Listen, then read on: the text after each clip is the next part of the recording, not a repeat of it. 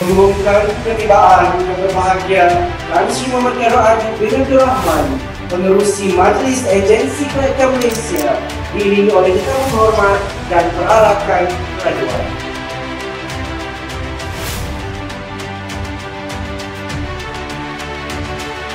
Allahumma antal azizul jalil. Sesungguhnya kami meradah tangan pada hari ini sempena Majlis Graduasi Certified Officer in Quality Assurance of Higher Education.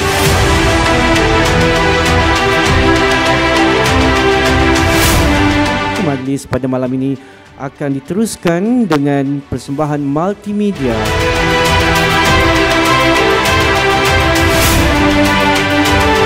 Saya mengucapkan jutaan terima kasih kepada semua yang terlibat, sama ada secara langsung ataupun tidak langsung, dalam inisiatif yang sangat bermakna ini untuk menjadikan MQA sentiasa relevan sepanjang masa.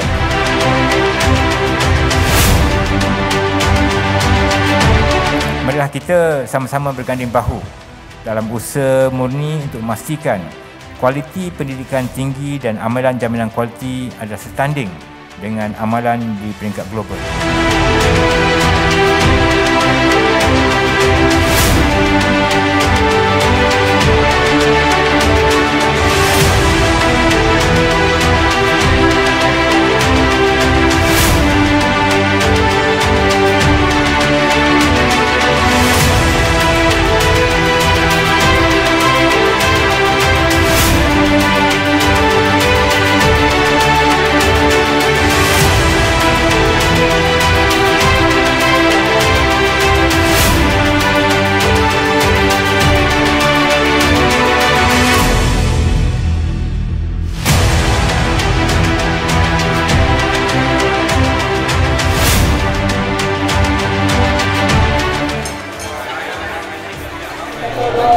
Tidak bisa disebut.